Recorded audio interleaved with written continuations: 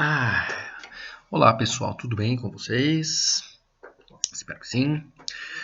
Bom, essa aulinha síncrona é sobre terremotos, tá bom? Vamos lá então para essa maravilha. Pessoal, primeira coisa, o que são terremotos, né? São movimentos naturais que se propagam pela crosta terrestre por vibração. Então, quando você dá uma porrada, pá, né? Essa porrada libera energia e ela vai viajar pela placa tectônica, viajar pela crosta terrestre, vibrando. A gente vê bem isso quando você bate na água, você vê aquelas ondinhas, né? Aquelas ondinhas nada mais são do que o resultado do impacto que a água sofreu. Você vê aquilo na água, mas quando você bate duas rochas, acontece uma coisa parecida, tá? A gente não consegue ver porque as rochas estão em outro estado, mas elas vibram. E essa vibração é o que a gente sente como terremoto, tá bom?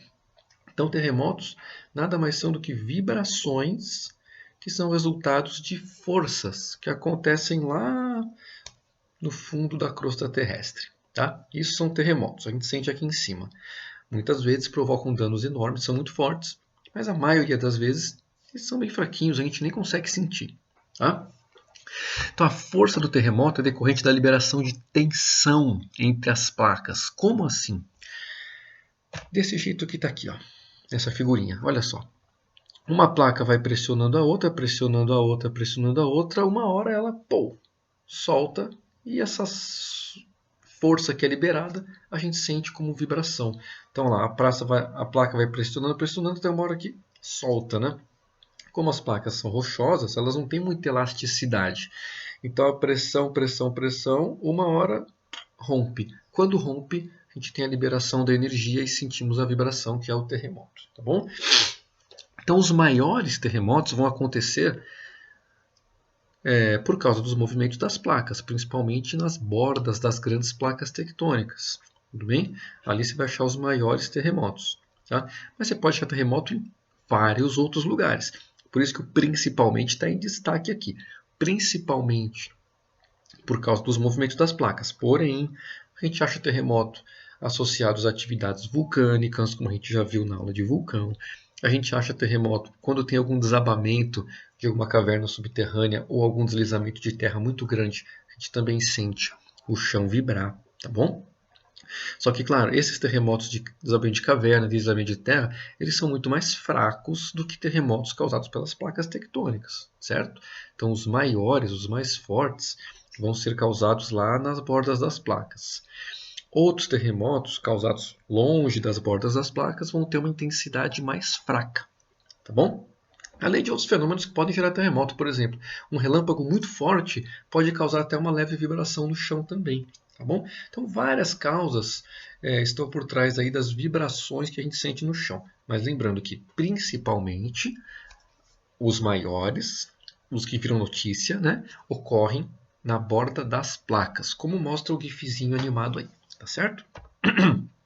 Bom, onde eles ocorrem, como eu acabei de falar, temos aqui embaixo uma figurinha representando as placas tectônicas, as grandes placas tectônicas do nosso mundo. Né? Então, nos locais de encontro das placas, as linhas rosas representam isso, é onde a gente tem a maior ocorrência de terremotos, certo? E também os mais fortes.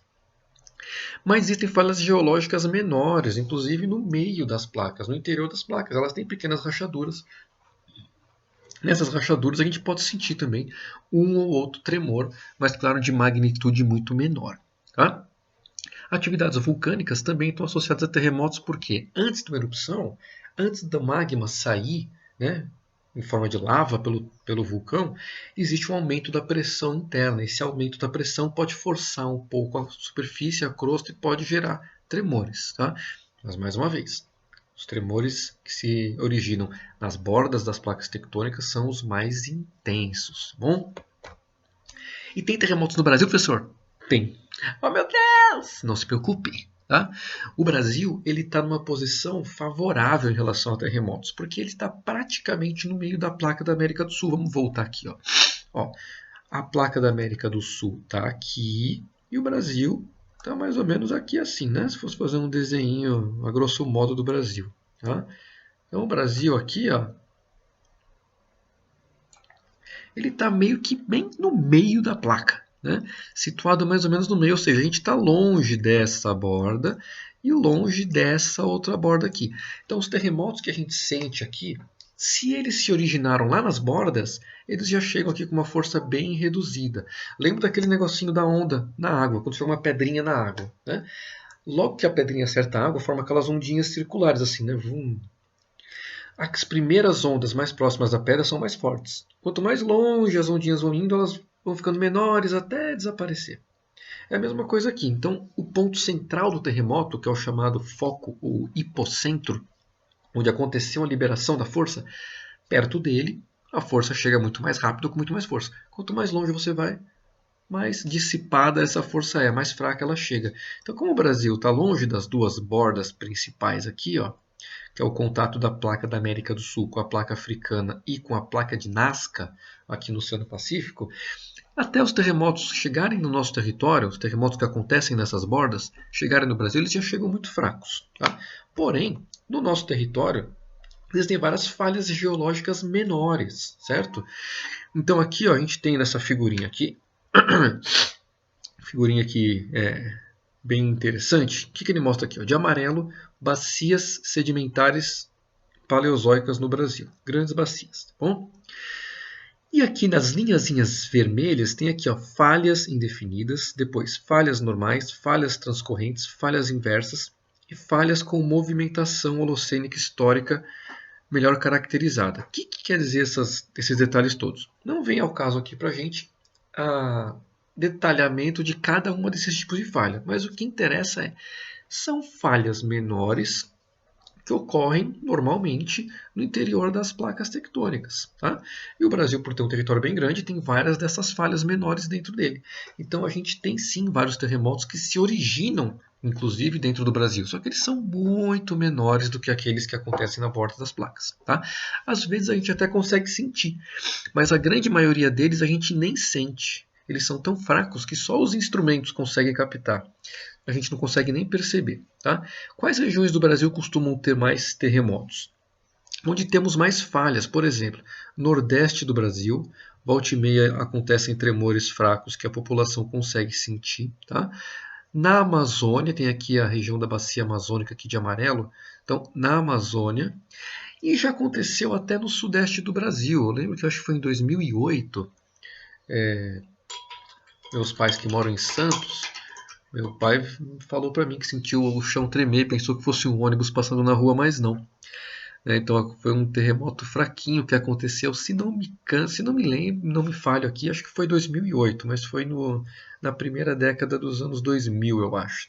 Teve algum terremoto fraquinho. Tá? Então sim, tem terremotos no Brasil, porém são muito mais fracos porque estamos afastados do encontro das placas, tá bom? Eles acontecem nas menores falhas que existem no interior dessas placas, que como são falhas menores, geram terremotos menores, certo? Ou às vezes a gente pode sentir o reflexo daqueles terremotos grandes, só que como eles são muito afastados, até chegar aqui eles já chegam fracos, tá bom? Então sim, você não vai morrer de terremoto no Brasil, a chance é muito pequena. Mais fácil ter morrer atropelado aí, tá bom? Bom, como é um terremoto? Aqui temos dois vídeos, tá, pessoal? Eu já deixei esses dois vídeos abertos, vamos dar uma olhadinha neles aqui. Bom, vamos lá para o nosso primeiro videozinho, então. É um videozinho da internet para mostrar para vocês. Tá? Vai falar das placas tectônicas e tal, né? E aqui, ó, tsunami. Pessoal, tsunami é uma onda gerada por um terremoto. Tá? As ondas elas são construídas como? O vento empurra o oceano e isso vai gerando as ondas. Em conjunto com a topografia do fundo do mar, isso vai gerando as ondas. Agora, um tsunami é quando você treme a terra no fundo do mar e aí a água responde a essa tremedeira, a água treme também. Aí é o tsunami. É uma onda gerada por um terremoto. Tá? Ela não é uma onda gigante que vai cobrir você. Tudo bem? O tsunami é como se fosse a massa do oceano avançando para o continente. Tsunamis, like the ones that killed hundreds of thousands in Japan and Indonesia. Olha aí. É a massa do mar entrando o continente adentro. Mesma coisa quando tem lá um lago, tal, você joga aquela pedra, faz aquelas ondinhas. Então aquelas ondinhas são o tsunami. O tsunami ele vai para todos os lados. Tá? Quando essa onda atinge a borda do lago, se ela ainda estiver grande, a água do lago vai subir um pouquinho da borda e depois voltar. Isso é o tsunami. Mas pode ser que o tsunami seja pequenininho. E se for pequenininho, não acontece nada, tá? Só um grande terremoto vai gerar um grande tsunami. Matou muito mais gente no Haiti do que mata na média. Porque o Haiti é um país muito pouco preparado. Então as construções são muito frágeis, é um país muito carente, economicamente muito frágil. Como não tem construções preparadas para terremoto, qualquer tremor causa um dano enorme. Se fosse um país preparado para terremotos, mesmo um tremor mais forte causa um dano pequeno, tá bom? O problema é que se preparar para terremotos e essas construções elas custam muito caras. Então, os países mais fragilizados, tipo Haiti, não têm condição de fazer esse tipo de construção. Por isso, os terremotos causam um dano enorme. Então, veja aí, mais de 300 mil pessoas morreram em um terremoto. It is estimated that there are 500,000 detectable earthquakes. Olha, ela fala aqui que é estimado mais ou menos que aconteçam 500 mil terremotos por ano. In the world each year.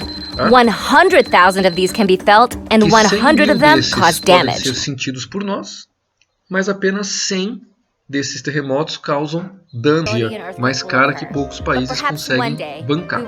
Bom? O segundo vídeo fala praticamente as mesmas para aqui, ó, no meio do Oceano Atlântico, e a falha que passa no meio do Oceano Atlântico passa no meio do país. Tá? Isso quer dizer então, essa falha ela é divergente, ela está abrindo. Quer dizer então que o país está aumentando, né, com o passar do tempo, que a falha vai abrindo, então tem muito vulcanismo, vai aumentando o território do país. Consequentemente também tem... Islândia. A ilha cresce cerca de 5 centímetros por ano, porque as placas daqui mais ou menos também... 5 centímetros por ano. Olha aí a falha que corta o país, né? Como é uma falha divergente, os terremotos não são tão fortes quanto se as placas fossem convergentes, ou seja, estivessem se encostando. Aí as placas estão se afastando, mas mesmo assim também gera, tá bom? Depois vocês podem ver os videozinhos com mais calma, que eles são bem interessantes. Vamos voltar aqui para os nossos slides. Beleza, vamos lá então. Voltando aqui, bora, né? Então todo terremoto que ocorre no contato das placas vai ser sempre forte? Não, não vai ser sempre forte. Depende do quanto de força que for liberado lá. Então os terremotos podem acontecer muito perto da superfície, então a força chega rápida. Ou eles podem ser numa profundidade intermediária, ou eles podem ser terremotos muito profundos. Aí até a força chegar aqui em cima, ela já se dissipou, já se espalhou. Lembra, compara sempre com aquela pedrinha que tu joga no lago lá, quando tu tá triste lá, levou fora do namorado lá, joga a pedrinha no lago, faz aquela ondinha, né? Então aquelas ondinhas como se fossem as vibrações do terremoto. Quanto mais perto da pedrinha, maior a onda. Mesma coisa aqui.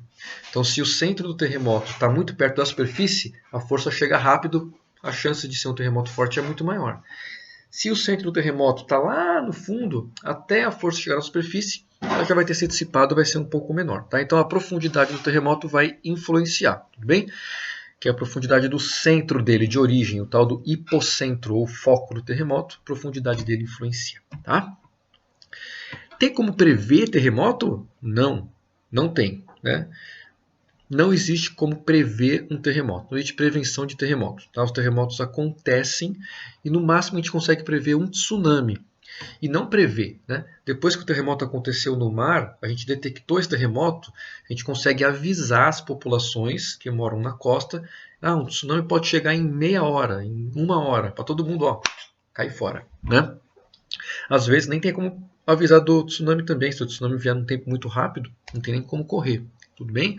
Mas não existe como prever um terremoto. Então, no máximo, você pode avisar sobre um tsunami depois que o terremoto já aconteceu. Tá bom? Mesmo que a gente não pode prever um terremoto, existem algumas histórias, né, de alguns animais que sentem pequenas vibrações que a gente não consegue sentir. Parece que são verdades as histórias, né? Alguns animais conseguem sentir terremotos mais fracos do que nós. Pode ser, não tem problema. Tá? Como eu comentei antes, você não tem como prever, mas você pode se prevenir. Então tem aí as construções feitas para serem um pouco mais resistentes aos terremotos, mas como eu disse, elas são caras, precisam de tecnologia, nem todos os países têm esse tipo de acesso. E também tem a cultura da própria população. Né? Então a população que mora em um local que está acostumado com terremotos, já sabe como se comportar. Se a população é treinada para isso, ela consegue se comportar de um jeito muito melhor e evitar vários danos quando um terremoto acontece. Tá? Então não é difícil ver, às vezes passa na televisão os treinamentos da população no Japão, um monte de criancinha de 4 ou 5 anos pegando os capacetes na escola e saindo em fila, tal, fazendo treinamento para caso de terremoto. Claro que países que são mais carentes não têm esse tipo de treinamento tão intenso, né? Então quando acaba acontecendo um terremoto muito forte, você tem maior número de perdas de vidas. Tudo bem? Então, como eu comentei, os terremotos geram tsunamis quando eles acontecem no fundo do mar. E aí a diferença de uma onda de tsunami para uma onda normal é que uma onda normal é feita pelo vento. A onda do tsunami é feita por causa do terremoto.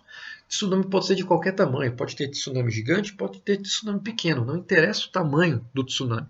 O que interessa é como a onda se originou. Se se originou por causa de um tremor, é um tsunami. Se não, é uma onda normal. Essa onda da imagem, por exemplo, aqui, é uma onda normal, apesar de grande, foi feita pelo vento. Tá bom? O cara está surfando, a mãe dele está brava. Certo? Temos aí uma foto de antes e depois de um tsunami grande que aconteceu em 2004, na verdade, 2005 está errado, foi em dezembro de 2004, tá? Final do ano, era a época do Natal, no leste da Ásia, sudeste da Ásia, então local turístico cheio de turistas aí, né? Então tiveram vários danos, tanto econômicos quanto de perdas de vida. Olha só uma imagem de antes e depois. Antes e depois, né? Então os tsunamis eles têm esse poder de arrasar uma área bem grande quando eles atingem o litoral. Olha só, né? Bem impressionante aí. Aqui tem um videozinho também em inglês falando sobre tsunamis. É mais ou menos parecido com aquele que eu já mostrei. É uma animação, tá? Feita pelo NOAA, que é um órgão dos Estados Unidos que trabalha com a parte ambiental, atmosférica e também a parte de oceanos. E eles fizeram uma animação de como funciona um tsunami. Tá? Eu vou mostrar rapidinho para vocês aqui e depois vocês podem em casa ver com um pouquinho mais atenção. Vamos lá. Tá aí. A tremedeira acontece no fundo do mar, tá? Tá um pouco exagerado isso aí, né? Tem um movimento da placa no fundo do mar, a liberação da força no fundo do mar, isso gera o movimento da água. E aí em alto mar, quando você anda no fundo, essa onda se desloca e muitas vezes tem tamanho pequeno, desloca bem rápido. Quanto mais perto ela chega da praia, quanto mais raso o mar vai ficando, ela vai compensando esse mar raso com o aumento da sua altura. E aí a água da praia recua muito, recua centenas de metros, às vezes até quilômetros, depende do tamanho do tsunami da praia. Tem um grande recuo e depois o mar volta todo de uma vez. Então o tsunami não é uma onda gigantesca, né? Ele é simplesmente a massa de água do mar que recuou e depois avança de uma vez em direção ao continente. Acho que essa animação mostra, né? Então a massa de água, força enorme, e arrasta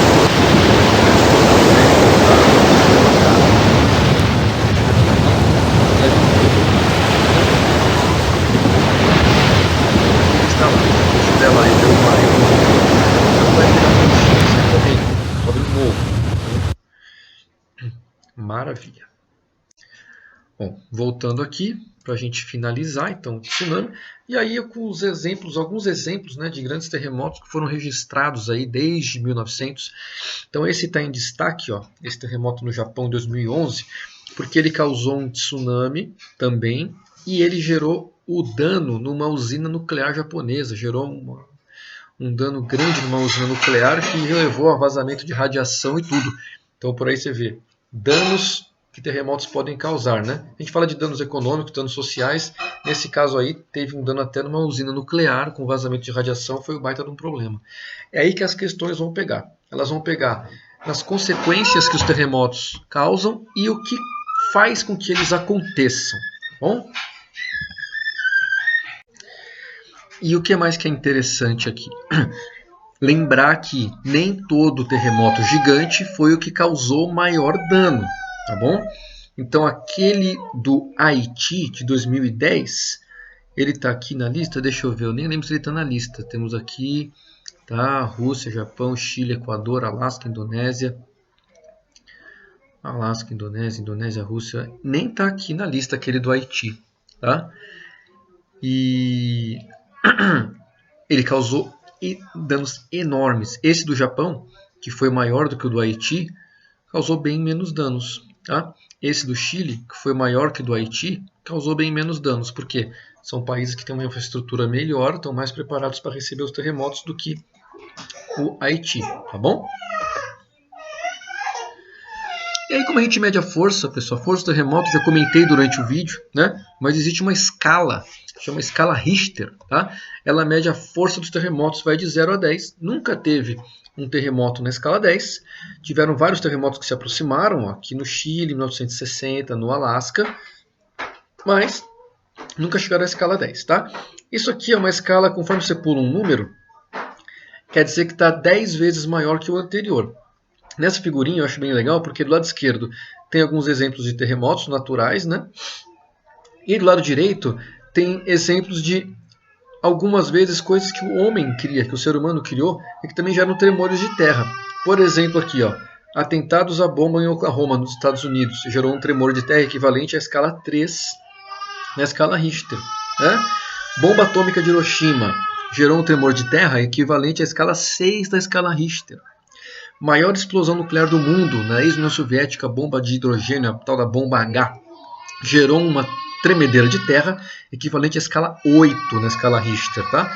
E aí temos aqui a erupção do Krakatoa, uma erupção de um vulcão muito grande que ocorreu, se não me engano, fica lá na Oceania Sudeste da Ásia, tá? A erupção do Monte Santa Helena nos Estados Unidos, que é aquele vulcão que metade dele deslizou e se desintegrou, né? Que mais? Tornados podem gerar aí, ó, tremores de terra, raios grandes, tudo bem? Raios moderados também. Tá? Então aqui é legal essa figurinha que dá alguns exemplos, certo? E é mais uma curiosidade, pessoal. As questões não vão perguntar para você como que se mede e tal. Tá? Vocês saberem que existe uma escala que vai de 0 a 10, medindo a força dos terremotos. Cada vez que tu passa um número na escala, quer dizer que é 10 vezes mais forte do que o número anterior. Tá bom? Vamos dar uma praticada aqui. Sobre os abalos sísmicos, assinale a alternativa correta. Vamos lá. Letra A. Ocorrem somente nos limites das placas tectônicas, ou seja, nos locais de maior instabilidade. Não. Porque não é somente. Ocorre também em falhas menores no próprio interior da placa. Então está errado. B. A degradação do meio ambiente causada pelas atividades humanas pode aumentar o risco de terremotos. Não, ainda bem, senão o Brasil estava tremendo de 365 dias por ano, 24 horas por dia, né? Ainda bem que não, tá bom? C. Terremotos podem ocorrer em qualquer ponto da litosfera, porém são mais intensos nos limites entre as placas. Isso aí.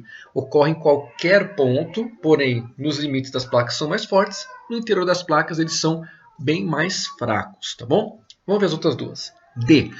Os abalos sísmicos são fenômenos naturais bastante previsíveis. Não conseguimos prever os abalos sísmicos, tá bom? No máximo, nos preparar um pouco para eles, né? Letra E. As localidades centrais das placas tectônicas, como o Brasil, estão livres dos terremotos. Não estamos livres. Eles acontecem aqui, mas são muito mais fracos, tá bom? Pessoal, é aí que as questões pegam vocês, tá? Nessas coisas, terremoto acontece ali, só acontece ali, tal. Não tem no Brasil. A questão gosta disso. Falar que no Brasil não tem terremoto. Lembra que tem, só que são muito mais fracos.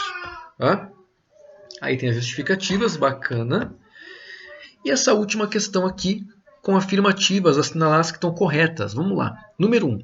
Os terremotos, independentemente da sua intensidade, provocam mais mortes em países subdesenvolvidos do que em países desenvolvidos, devido ao menor investimento em tecnologia e aos mecanismos de prevenção contra catástrofes naturais.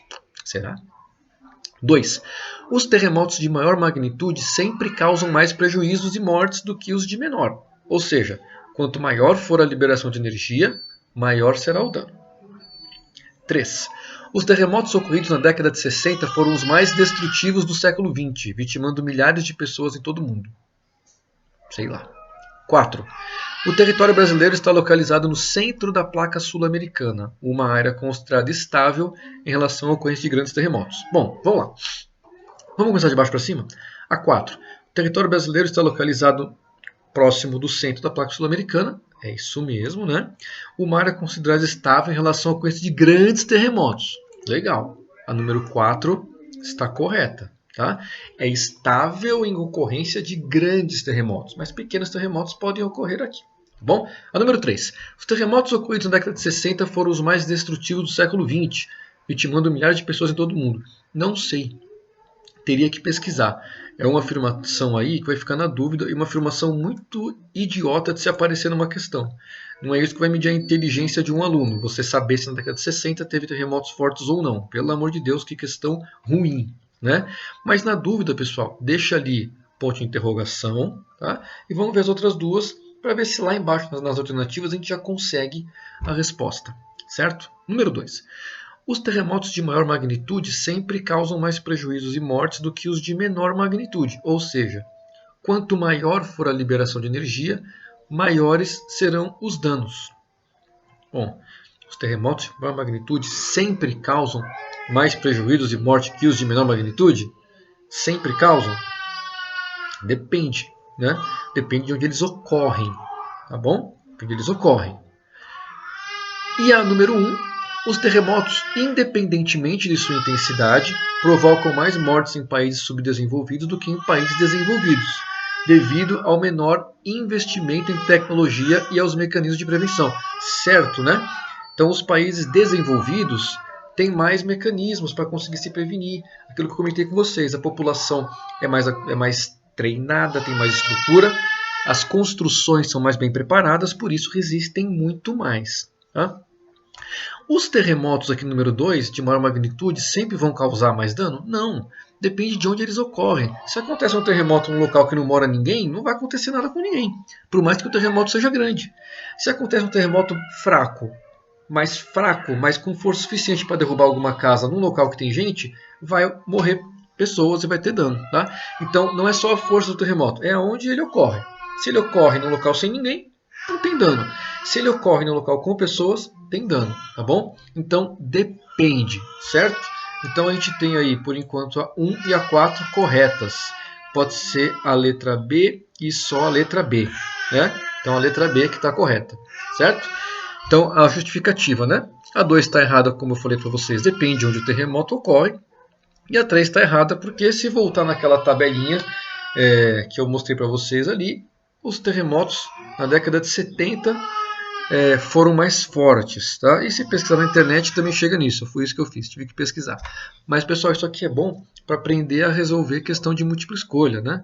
Às vezes tem uma afirmativa que você não sabe. Certo? Que nem tinha essa afirmativa número 3. Não se desespere. Veja as outras que numa dessas tu já acha a resposta.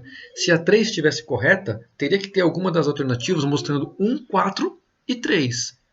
Não existe. Existe 1 e 4, então a 3 está errada. Tá bom? Espero ter ajudado vocês, esclarecido dúvidas aí sobre a questão dos terremotos.